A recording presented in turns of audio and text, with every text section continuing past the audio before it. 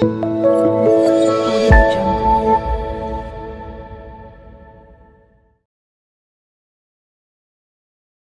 I have taken the same example of Uber, but here we will do the actual coding.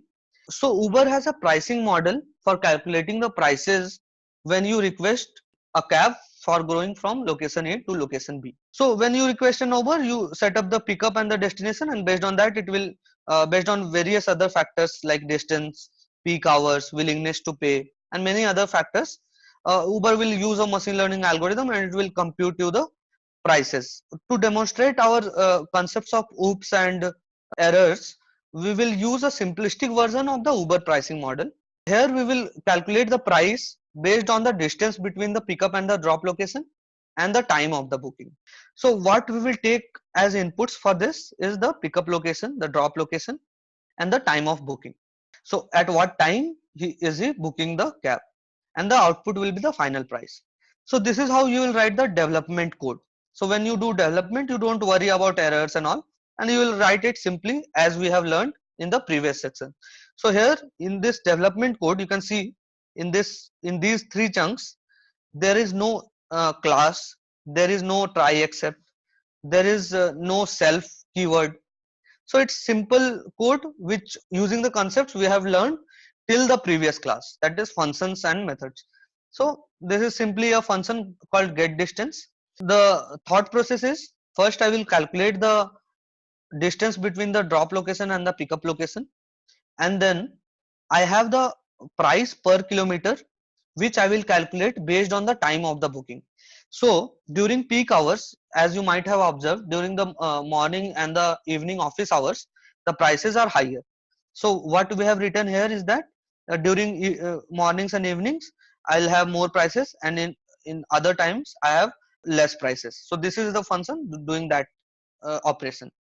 Get price per kilometer according to the hour.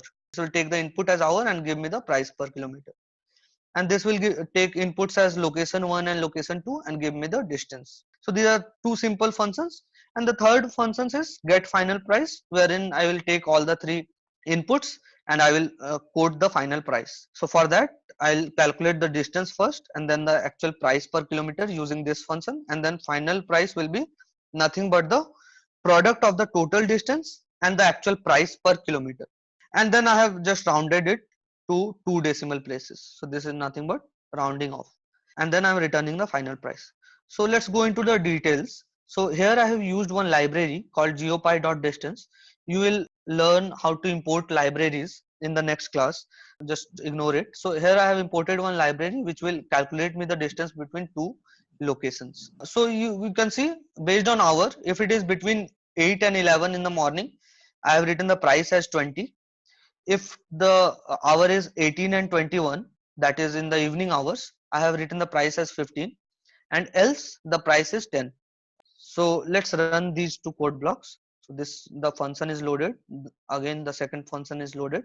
So now let's assign the inputs to this get final price function, which will give me the final price. If you can see the get final price function, it has used internally two outer functions. So this get distance is what? Nothing but this function. Get price per kilometer is what? But so this is just a function which is calling other functions inside of it to do some calculations. So inputs is, so I have written the pickup location as some latitude and longitude. So any geographical location can be represented by a latitude and a longitude.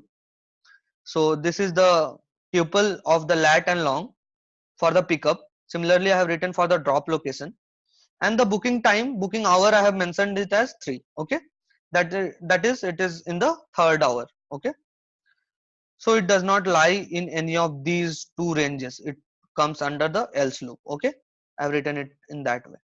Okay, let's see what the output is. So what it has done is that it will take the pickup location, drop, and booking time, and then do these calculations. It will get the distance, actual price per hour, and then calculate the final price. So this is the price that is quoted. So this is the code that, let's assume that this is the code that you have written. It's a simplistic version of the code that you have written, calculating the prices when you request an Uber. Think of a real-time system wherein let's say you have written this kind of code and some error happens while you calculate the distance, or some error happens while you calculate this thing. So in that case, the end user will be affected. Your app might crash, or it may show random prices. So you have to tackle those scenarios in your production code so that those kind of errors are avoided. So let's see how we can do that. So here again, one more thing is that you have to arrange these things in a nice manner so that if anyone looks at your code, he is able to debug and understand it correctly. So this is something which you can think of as doing some operations on maps. So going from A to B, you can take different paths, you can have various distances. So this is something related to geography and maps. So you might have many other functions related to maps, such as get directions, get the expected time of arrival. So you can make one class which is called maps. Here what I have done is that I have organized the code in the class called maps. So whenever a person comes here and sees this part of code, he knows that this is a code of which is doing operation on maps, and this function is just giving me get distance between location 1 and 2. So here I can add several functions which can be used by other people for other use cases, such as get directions and all. Here is another class called surge pricing.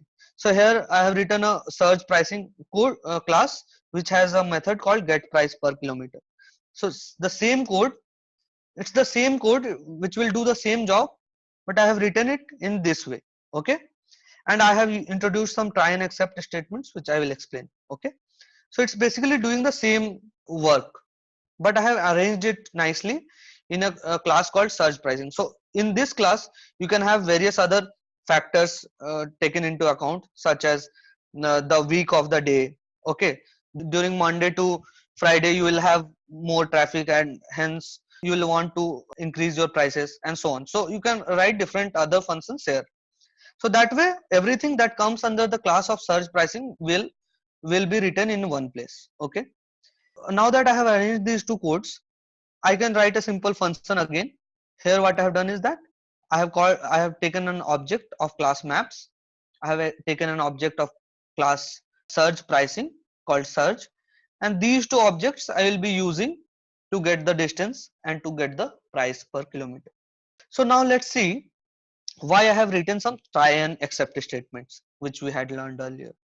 So here, let's say while calculating the distance, there is some error. So let's say you take the help of third party services. So let's say Uber takes the help of third party services such as Google to provide them the distance. So this distance is provided by Google Maps to Uber based on Google's data. So they will be calling an API or some service of Google. So it may be possible that due to some errors, Google does not return any result. In that case, this kind of code will throw me an error.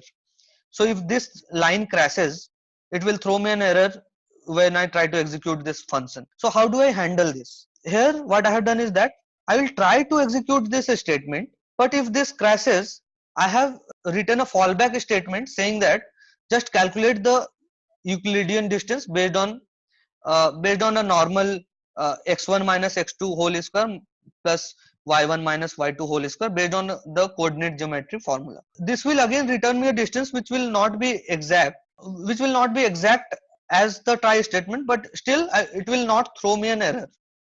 So I have somehow managed to escape that unreliability of any third party services. So I have just written try and accept here so that it will eventually return a distance no matter this line executes or not. So this is how I have tackled the fallback mechanism using try except. Similarly, let's say this is calculated by using some machine learning model.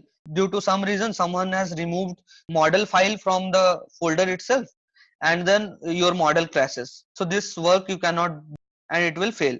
You still need to know how to code the price per kilometer. What I have done is that instead of using this code, if this fails, I have written that take the price per kilometer as 10. So even if Uber is not able to make profit of surge pricing, it is still able to serve the customer correctly with minimal pricing. So that's how I have made a fallback mechanism for get price per kilometer, and then I am using a similar function to get the final price. So this will also execute and give you the same result, but you can notice how these two codes are different. So this had no fallback mechanism, this had no structure within the code. So I don't know what this is. These, if these three are written in the same place, I don't know what other possibilities may be there to debug it. So if this crashes, I need to see maps, and then I will go to the maps class, and then I will debug it here. So if something fails in the surge in this line, I know that it's coming from the surge pricing class. I'll go to the surge pricing class and then see whatever is written here. So this way I am able to organize my codes. So this is the advantage that you will get if you write production grade code. So it's always a good practice to start writing these kind of codes instead of normal codes. But for now, for beginners, this is not at all required. You can just learn to write these kind of codes, which is good enough for now to learn machine learning and all. But eventually when you move to higher positions and you write production grade code, you have to write it this way, which is not at all difficult. So it will take just let's say 5 or 10 minutes to convert this kind of code to this kind of code. So I hope this has been helpful for you.